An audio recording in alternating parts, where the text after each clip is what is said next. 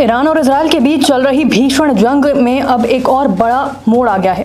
खबरें हैं कि इस संघर्ष में अब चीन भी कूद पड़ा है। तेहरान एयरपोर्ट पर चीनी कार्गो प्लेन की लैंडिंग की खबरों ने भूचाल ला दिया। सूत्रों के हवाले से जो खबरें आ रही हैं वो ये इशारा कर रही हैं कि तेहरान में लैंड हुए चीनी कार्गो प्लेन ने अपने ट्रांसपॉन्डर बंद कर रखे थे, यानी वो रडार की पकड़ में न आ सके। आपको बता दें कि ट्रांसपॉन्डर वो खास यंत्र होता है जो किसी विमान की पहचान और लोकेशन को उपग्रहों और रडार सिस्टम के जरिए ट्रैक करता है। लेकिन जब कोई विमान ट्रांसपॉन्डर को बंद कर देता है तो शक और गहराने लगता है। ऐसे में अटकलें लग रही हैं कि चीन ने इजराइल ईरान जंग के बीच ईरान को गोपनीय रूप से हथियार या तकनीकी मदद पहुंचाई है। विशेषज्ञों का कहना है कि अगर ये सच है तो ये सिर्फ एक मदद नहीं बल्कि इस जंग को एक नए और कहीं अधिक विनाशकारी मोड़ तक ले जा सकता है। गौरतलब है कि चीन और ईरान के बीच रणनीतिक साझेदारी और सैन्य सहयोग का इतिहास पुराना है। पिछले सालों में दोनों देशों के बीच कई अहम रक्षा समझौते हुए और अब अगर चीन इस संघर्ष में एक्टिव भूमिका निभाने लगा है तो ये केवल ईरान को नहीं बल्कि अमेरिका और उसके पश्चिमी गठबंधन को भी सीधी चुनौती है।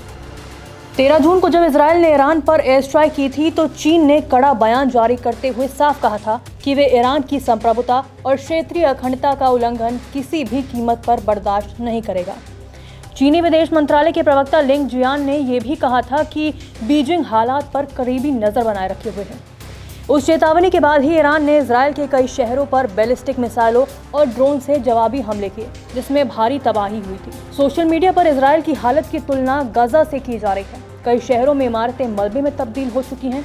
कुछ मीडिया रिपोर्ट्स का दावा है कि इजरायली हमलों के जवाब में ईरान की ताकत अचानक कई गुना बढ़ गई और ये तब ही मुमकिन है जब उसे बाहरी सहयोग मिल रहा हो। IRGC यानी ईरान की इस्लामिक रेवोल्यूशनरी गार्ड कॉर्प्स के एक कमांडर का बयान सामने आया है।